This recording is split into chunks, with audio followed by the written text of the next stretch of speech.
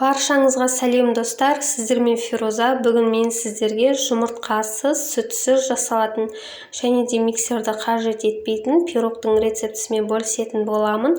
Міндетті түрде видеоны соңына дейін қарап, рецепті сақтап алыңыздар. Біздің пирогымыз өте жұмсақ, үгілмелі, ауызға салғанда еріп кететіндей болып шығады. Осы рецептпен жасап көріңіздер, сіздерге де ұнайды деген ойдамын. Ең алдымен ыдысымызға 2 стакан суымызды құямыз.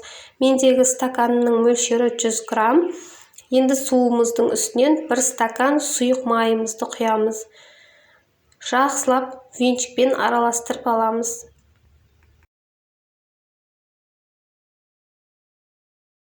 Венчикпен араластырып алғаннан кейін бұл қоспамызды бір шетке алып қоямыз да, таза ыдысымызды алып, үстінен 2 стакан ұнымызды қосамыз. 2 стакан ұнымыздың үстінен 2 стакан қантымызды қосамыз.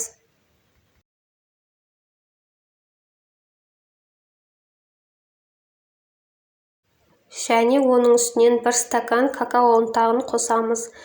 Және де 1 пачка разрыхителімізді қосамыз. Және 1 пачка ванилинімізді қосамыз.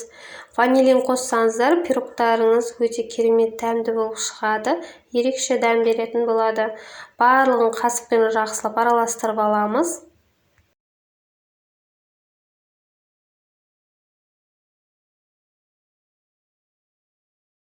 Араластырып болғаннан кейін үстінен жаңағы сұйық массамызды құятын боламыз.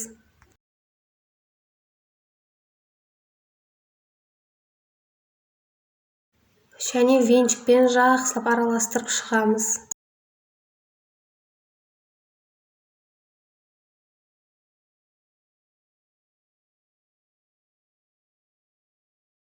Ешқандай түйіршіктер қалмайтындай етіп жақсылап араластырып аламыз. Міне бізде осындай сұйық масса шығады. Енді қызып тұрған пешімізде 180 градуста 30-40 минут аралығында пісіріп аламыз. Міне біздің пирогтарымыз пісіп шықты, өте керемет дәмді болып шығады. Міндетті түрде жасап көріңіздер және каналыма тіркеліп кетуді ұмытпаңыздар.